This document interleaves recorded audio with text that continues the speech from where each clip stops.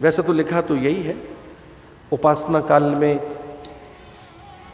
साधना काल में प्राय बहु बेटियां इस तरह से सजें, आलतक बताएं, आलतक लगा के पूजा करें। पहले आलता लगाएं, मेहंदी होनी चाहिए, आभूषण हो, वो सज्जित हो, महादेवी बनकर वो वामांग में बैठने के लिए यज्ञ में विधान बताया गया है। और श्रीमान जी केवल धोती पहन के बैठे, हल्की सी कटी वस्त्र। यहां तक लिखा है कि यजमान में जो श्रीमान जी हैं वो तो बैठेंगे कटी पर्यंत धोती ऐसे पहनकर, या एक उपासना में, लेकिन वामांग में लक्ष्मी बैठेगी उनकी। तो कई बार घर की बहू बेटियां सज भी रही हों तो चिंता न करो, अरे पेड़ों को सजाएंगे, हमारी बेटियां नहीं सजाएंगी। तो नखसिक श्रृंगार उनको बताया, उनके लिए बताई ये बातें। ये पत्नी को साथ नहीं ले गए, चूंकि मन की बात करनी थी, मन में दुख है।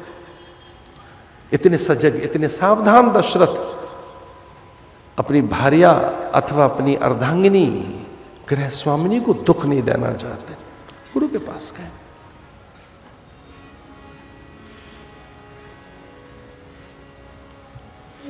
पूर्ण पुरुष का अभिलाषी हूं मैं, केवल पुत्र नहीं।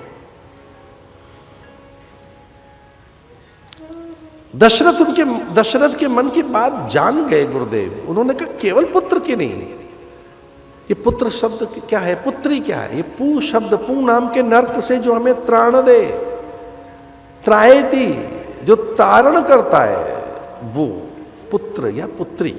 अब तो सब बराबर है, इसलिए केवल मुझे पुत्र नहीं चाहिए, पूर्ण पुरुष चाहिए, सनातन पुरुष चाहिए,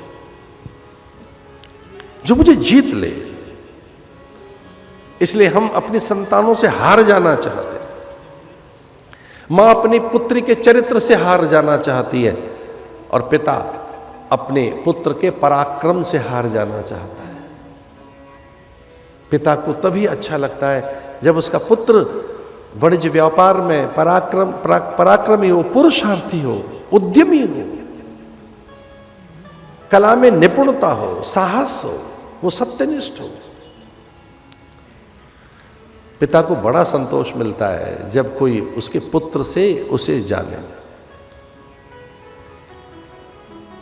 हम दुनिया को जीत लेना चाहते हैं, अपनी संतानों से हार जाना चाहते हैं। क्योंकि संतान कोई और नहीं, हमारा ही संकल्प है।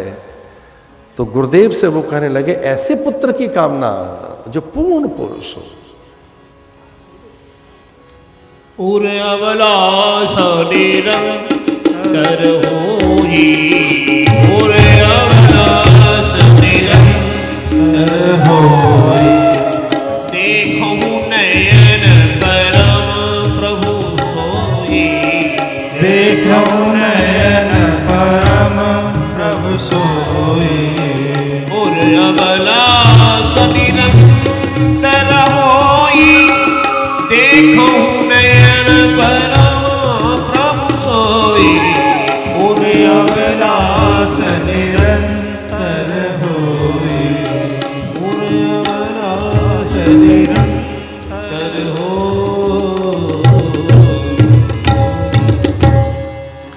वशिष्ठ अत्यंत हर्षित हुए।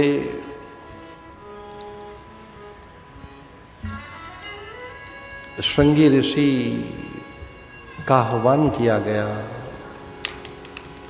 यज्ञ की रचना की गई, और यज्ञ तभी फलीभूत होता है। यज्ञ का जो मूल साधन है वो गौ है। यज्ञ बिना गौ के, गौ माता के यज्ञ संपन्न नहीं होगा। यज्ञ की जो मूल सामग्री है, यज्ञ की जो मूल वस्तु है, जो यज्ञ की कारक सत्ता है, यज्ञ की जो नियामक सत्ता है, यज्ञ की जो आधारभूत अधिष्ठान सत्ता है, यज्ञ जिससे फलीभूत होगा, वो गौ माता है।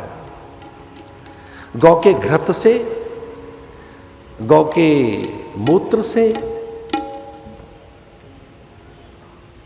गौ की रज से, गौ के तक्र से ही यज्ञ संभव है।